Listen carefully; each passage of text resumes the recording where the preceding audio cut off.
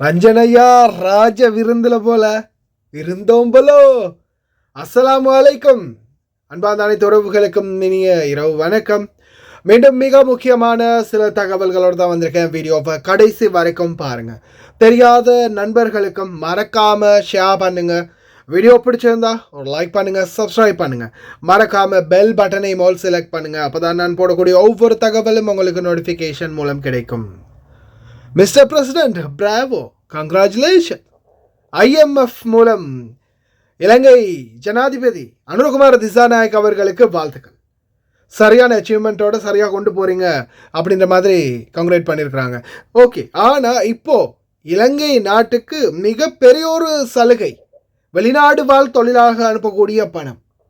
ஆனால் இன்றைக்கும் வெளிநாடு வாழ் தொழிலாளர்கள் பற்றிய எந்த பேச்சுவார்த்தையும் பாராளுமன்றத்தில் இடம்பெறவில்லை என்பது மிகவும் வேதனைக்குரிய ஒரு விடயமாக மாறியுள்ளது. இலங்கையில் பலதரப்பட்ட பேச்சுவார்த்தைகள் இருந்தாலும், எந்த ஒரு பிரச்சனைகளாக இருந்தாலும் அனைத்து அமைச்சர்களும் எம்பிக்களும் மாறி மாறி குரல் கொடுக்கின்றார்கள். ஆனால் வெளிநாடு வாழ் தொழிலாளர்கள் சம்பந்தமான எந்த ஒரு பேச்சுவார்த்தைக்கும் தற்போது இடமில்லாமல் போவது இன்னும் எங்களுக்கு வேதனை அளிக்கின்றது.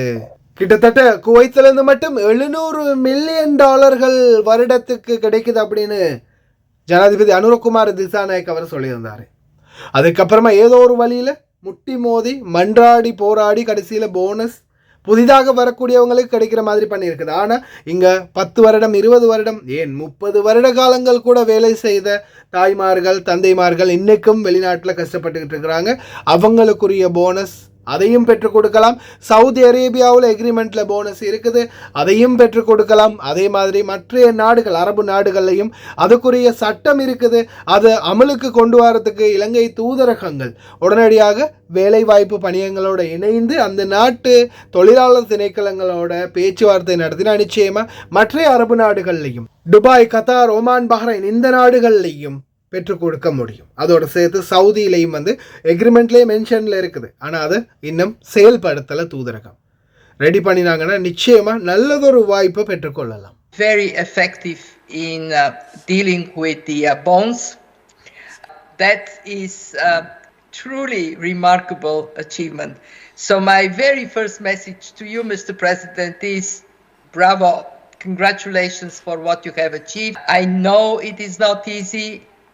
But perseverance and strength of commitment do pay off. I just want to bring to your attention that we are not globally, we are not in an easy place. And in that sense, taking action domestically to strengthen the economy in this time of more global uncertainty is even more important than it would be if we were in a sort of plain vanilla global economic situation. So I want to finish from my side by saying two things. One, my heart is with you. You have been so remarkable in getting out of a very difficult situation and then having political change, but staying the course on reforms. You're right, very often new governments come and they say, oh, what was before us was all wrong, we start anew. If you were to choose that in Sri Lanka, when we were just at the cusp of bringing the country out of a very difficult situation, it would have been very harmful. So my heart goes to the people of Sri Lanka. My respect goes to you for what you have achieved. And my second message to you, Mr. President, is if there is anything that you think the fund can do more, if there is any particular area where you would like us to concentrate more on, do reach out. We would be very happy and eager to back you fully in what has been a successful. ஏற்றுமதி பண்ணி அனுப்பிக்கிட்டே இருக்கிறீங்க வெளிநாட்டு தொழிலாளர்களை. ஆனால் அவங்களுடைய பணம் உங்களுடைய அரசாங்கத்துக்கு மிகப்பெரிய ஒரு பிரதிபலமாக இருக்குது, ஒரு பெரிய ஒரு பக்கபலமாகவும் இருக்குது. அதே போல் எந்த ஒரு அரசாங்கம் வந்தாலும் நாட்டு பிரச்சனைகளுக்கு நீங்கள் நல்லபடியாக நீங்கள் இப்போ என்பிபி அரசாங்கம் இருந்தாலும் நாட்டு மக்களுக்கு ஹீரோவாக தெரியுறீங்க. ஆனால் வெளிநாட்டு தொழிலாளர்களை பொறுத்தவரையில் இன்னமும் நீங்கள் ஜீரோவாக தான் இருக்கிறீங்க. ஆனால் இந்த வெளிநாட்டு தொழிலாளர்கள் மற்றும் நாங்கள் சோஷியல் மீடியா ஒன்றிணைந்து தான் உங்களை கொண்டு வந்தோம் அப்படின்றத எக்காரணத்தை கொண்டும் மறந்துடாதங்க என்பிபி அரசாங்கம். ரஞ்சன் ஐயா என்னையா ராஜ விருந்து விருந்தோம்பலோ அடடா திராட்சை பழம் ஊட்டி விட்டுட்டு இருக்கிறாரா. இந்த மாதிரி ஒரு வீடியோ ஒன்று சமூக ஊடகங்களில் பதிவாகி இருக்குது. இதை இப்போ வச்சு கொஞ்சம் பேர் அரசியல் பண்ண ஆரம்பிச்சிட்டாங்க. இல்லை எனக்கு என்னோட பக்கம் உள்ள நான் ஒரு மனசாட்சியாக நான் ஒரு விடயத்தை சொல்லிக்கொள்கிறேன். ரஞ்சன் இன்னும் திருமணமாகாத ஒருத்தர். அடுத்தது ரஞ்சன் யாருடைய சொத்தையும் அபகரிக்கவும் இல்லை, எவன் பணத்தை திருடவும் இல்லை.